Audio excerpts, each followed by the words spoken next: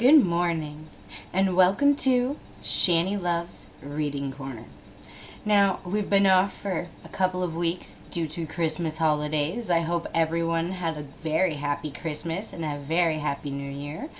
We've also had a very big 2014 blizzard here where we are. We've had 10-foot drifts of snow and all roads shut down for 2 to 3 days this week. So we've been off here at Shannie Loves Reading Corner, but we are back. And today we are reading again from Folklore of Canada, McClelland and Stewart.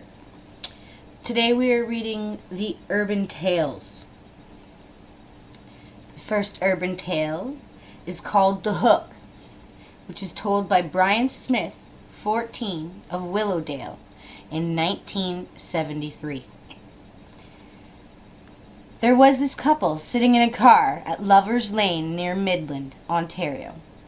They turned on the radio in time to hear a flash that a mentally insane person had broken out of the Penetang Hospital for the mentally insane and that people should be on the lookout for him because he was dangerous.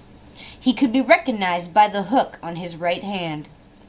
The couple talked about this for a little while, and the girl asked the guy to take her home because she was a little scared. The guy said that there was nothing to worry about because the man would never be around where they were. Still, the girl insisted on going home. Her boyfriend was annoyed, and the car screeched off to take her home.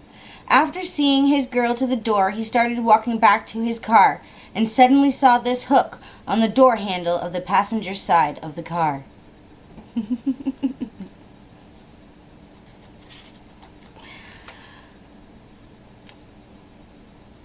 The next one we shall read is called The Disappearing Hitchhiker, told by Howell, 16, from Toronto, in 1973. Well, this happened to one of my girlfriend's best friends and her father.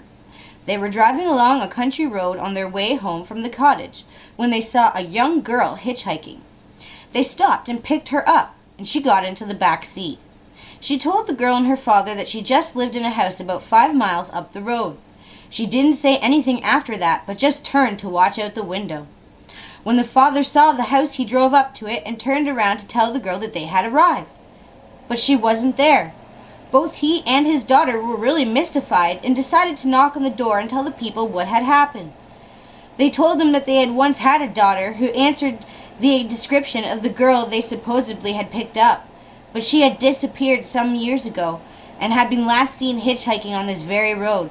Today would have been her birthday.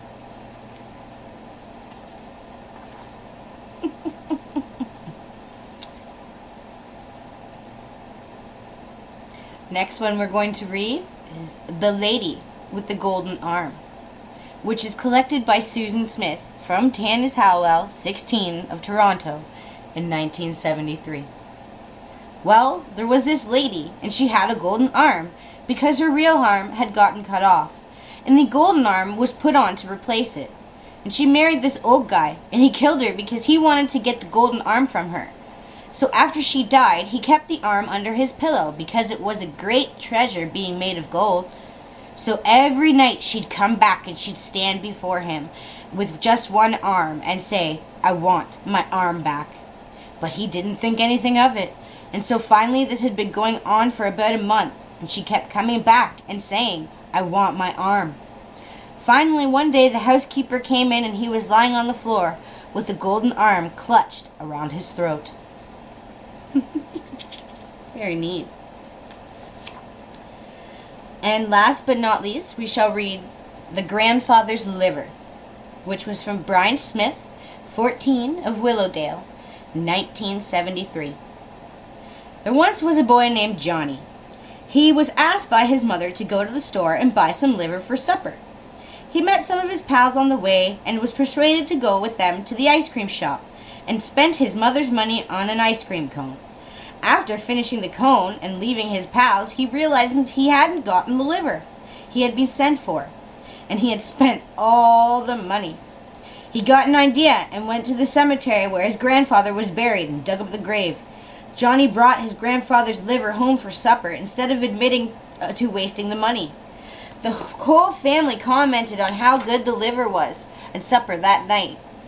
That night, in bed, Johnny saw a ghostly figure and heard a voice calling his name. "Johnny, I want my liver back."